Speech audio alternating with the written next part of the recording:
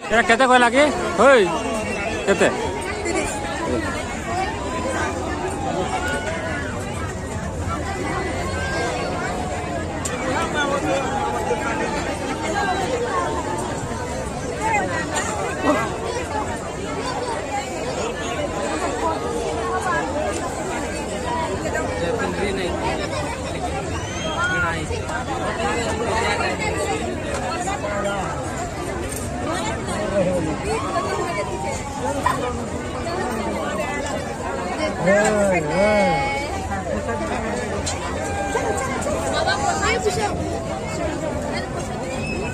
ତାଙ୍କର ପଇସା ଦିଅ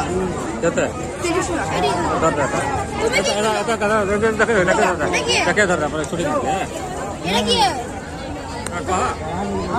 କେତେ